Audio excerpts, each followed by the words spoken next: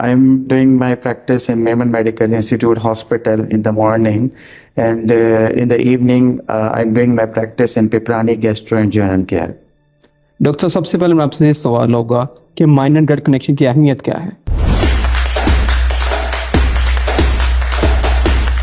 Khubaib, जैसे brain जो है वो सारे जिस्म के ऑर्गन्स को कंट्रोल करता है, इसी तरीके से ब्रेन जो है ना हमारी आंतों को, हमारे मैदे को और उससे रिलेटेड जितने भी ऑर्गन्स हैं उन सबको कंट्रोल करना होता है।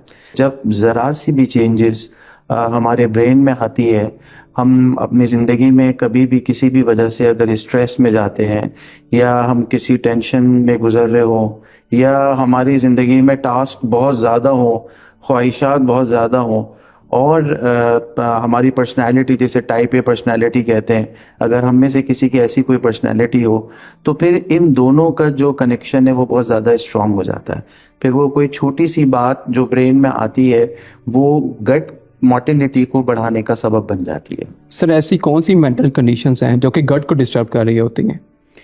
जैसे मैंने अभी बताया खुबैब कि आपने देखा होगा कि स्कूल लाइफ में, कॉलेज लाइफ में या ऑफिस गोइंग लोग जो होते हैं, जिनको ये होता है कि हम एग्ज़ाम्स हमने देने हैं और हमने जो है ना वो ऑफिस टाइम पर पहुंचना है, हमने फ़लानी मीटिंग्स जो है वो अटेंड करनी है या वो अपने टाइम से लेट हो रहे हैं, तो ऐसे लोगों के वॉशरूम्स के चक्कर बढ़ जाते हैं। आप देखते हैं कि वो बच्चे सुबह में पेट के दर्द की कंप्लेन के साथ उठ रहे होते हैं या उनके स्कूल की छुट्टियां हो रही होती हैं।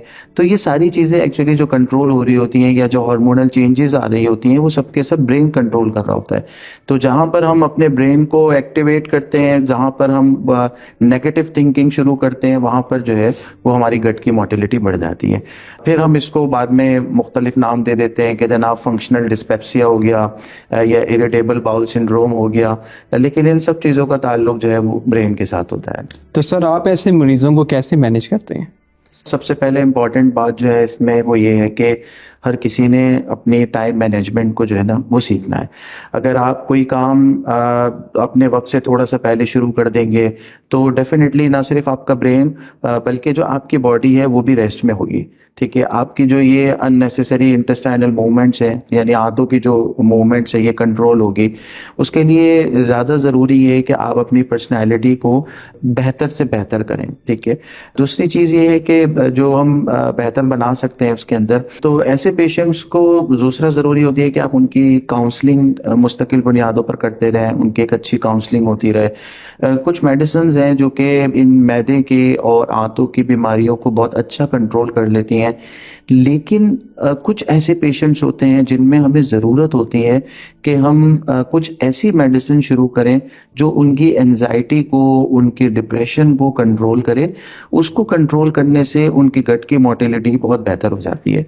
और अब हमारे पास बहुत ज़्यादा चॉइस है, बहुत सारी मेडिसिन्स आ रही हैं जिनको देने से हम SSRI ग्रुप्स की हैं, मुख्तलिफ और ग्रुप्स की हैं, बहुत ही न्यू ग्रुप्स हैं जो हमारे पास आए हुए हैं कि अगर हम उनको अपनी मेडिसिन में ऐड कर दें तो हमने देखा है कि पेशेंट का रिजल्ट है, जो रिस्पॉन्स है वो बहुत बेहतर हो जाता है।